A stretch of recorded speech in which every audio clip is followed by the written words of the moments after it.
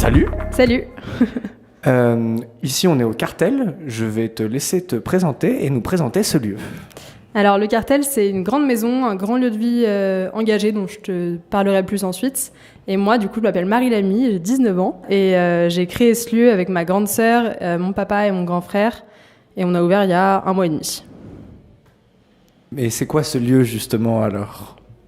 Alors ce lieu, pour l'expliquer bien, je vais le décomposer en trois étapes.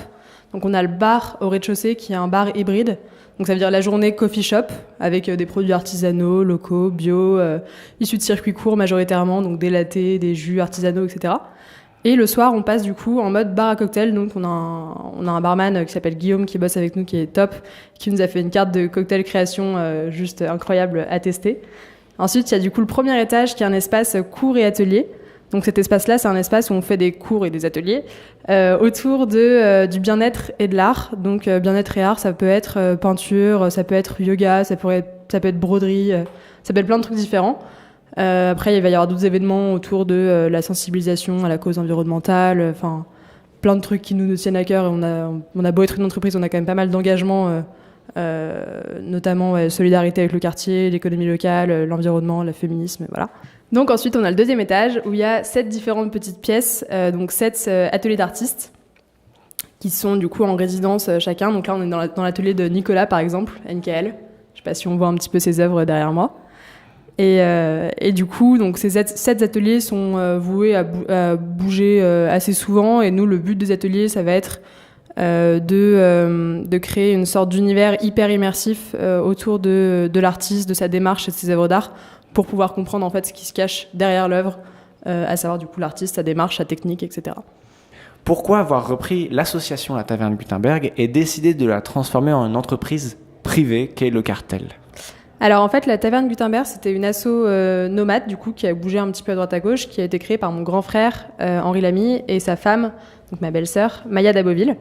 Ils sont partis en décembre dernier de l'immeuble parce qu'ils ont ils ont eu l'opportunité dingue des Halles du Faubourg. J'imagine que vous connaissez cet énorme hangar trop stylé, c'est eux.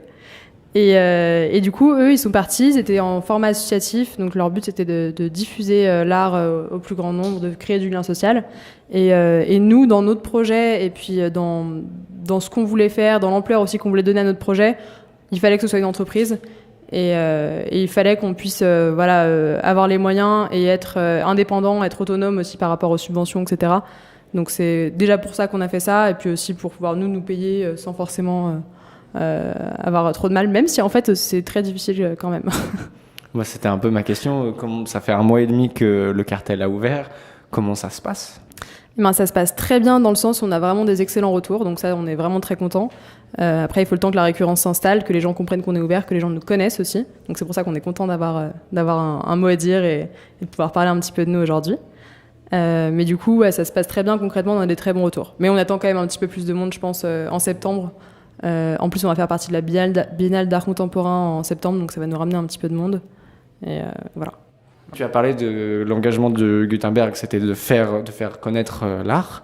Mais alors, c'est quoi le but du Cartel, l'engagement du Cartel ? Alors, les engagements du Cartel, donc je te disais, il y a un engagement déjà environnemental. Donc, on a vraiment une action de sensibilisation à la cause environnementale, donc à travers la production d'événements comme celui qu'on a aujourd'hui, qu'on accueille gratuitement pour parler de ce sujet. À travers aussi notre gestion des déchets, notre stratégie de communication, nos achats, notre carte, tout est pensé de manière éco-responsable.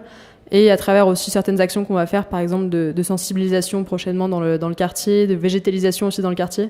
On a pour projet de faire pousser des jasmins sur toute la rue Gutenberg qui est juste à côté, en accord du coup avec toutes les assos du quartier, avec tous les voisins. Et du coup, ce serait un truc hyper participatif dans lequel on intégrait un petit peu tout le monde pour leur parler du coup en même temps de la gestion des déchets, de la végétalisation en ville, et voilà. Donc ça, c'est environnemental. Ensuite, il y a solidaire. On fait beaucoup de choses avec les gens du quartier, encore une fois. On essaie de s'intégrer, on est bien intégrés. On essaie de vraiment créer du lien avec eux, parler, apprendre à les connaître aussi, parce que, mine de rien, on est dans un quartier hyper musulman et ils peuvent nous amener tellement de trucs, ils nous apprennent tellement de choses tous les jours. Déjà parce qu'ils sont souvent là depuis longtemps et que du coup, ils connaissent l'immeuble et qu'ils nous apprennent plein de choses sur l'immeuble. Et puis aussi parce qu'on a des cultures différentes, parce qu'on a tous des choses à s'apprendre, donc c'est chouette. Du coup, Solidaire, on fait des partenariats pour aller dans le concret. On a fait des partenariats, par exemple, là, récemment, pour le Ramadan, avec l'Olivier des Sages, juste à côté. Et on accueillait, du coup, tous les mardis soirs, le dîner du Ramadan, enfin, la rupture du jeûne. Et c'était trop chouette, du coup, on a pu dîner avec eux, apprendre un petit peu plein de trucs, boire de la charba, et c'était trop bon, et voilà. Après, du coup, donc c'est environnemental, solidaire, féminisme, du coup, parce qu'à la tête du projet, donc on a ma sœur Jeanne et moi, et du coup, on est deux nanas, donc c'est pas toujours facile, et on essaye de le revendiquer. Et du coup, économie locale, et ben en fait, on essaye dans notre carte toujours et dans nos achats, de bosser vraiment avec des acteurs de proximité, des petits commerces de proximité, des producteurs, voilà. Eh ben, est-ce qu'il y a des projets futurs au cartel dont tu voudrais nous parler ?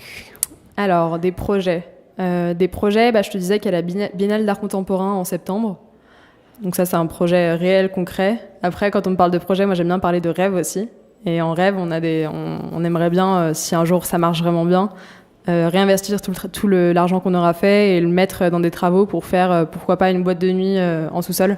On a une cave magnifique, une cave à voûte en pierre qui a été bouchée pendant les inondations il y a je sais pas combien d'années. Et en fait, si on la creusait et qu'on faisait un truc en sous-sol, on pourrait faire un truc ouf. Donc ça, c'est un peu le rêve qu'on a. Eh ben, si on veut se renseigner sur vos projets et vos rêves, où est-ce qu'on peut aller ? Eh ben, nous, on est très en ligne, on est très sur Instagram et sur Facebook. Donc, si vous voulez nous suivre un petit peu sur les réseaux, vous pouvez aller sur... je crois qu'il y a un petit @ le cartel Lyon. Et du coup, c'est la même chose sur Facebook et sur Instagram. Donc, Eh ben, parfait. Ben, merci beaucoup pour cette interview. je vous en prie, merci à vous. Et puis, je te souhaite une bonne soirée. Merci, vous aussi.